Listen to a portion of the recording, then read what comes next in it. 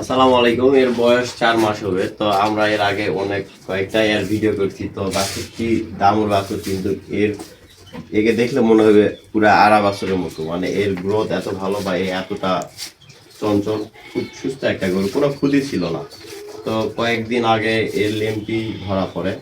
আমি যদিও জানি না যে এটা ল্যাম্পি কিনা, তবে অল্প পরিসরে হয়েছে। তবে ডাক্তার এই ল্যাম্পি ট্রিটমেন্টই দিয়েছে, দেওয়ার পরে একটাই ক্ষত শুধু হয়েছে, তারপর আর কোনো ক্ষত হয় নাই।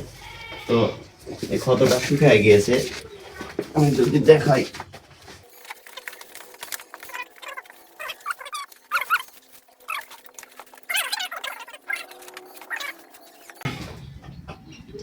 দেখাও, দেখছো দেখছো দেখছো দিছি।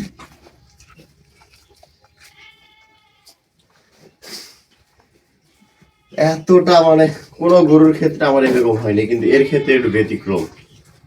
এই মানে এতটা ঝটকাঝটকি করে, ওষুধ লাগাতে যায় না। মোটামুটি কমে গেছে, কোনো একটা খুঁজ হবে না। তবে বাছুরটা আমার খুব ভালো লাগছে, মানে এর যে শক্তি। আর এরা খুব চঞ্চল নয় অত, এদেরকে যা করবা তাই হয়। যেভাবে ওষুধ খাওয়াবা ধরবা, দেখো ধরতে দিচ্ছে এরকম।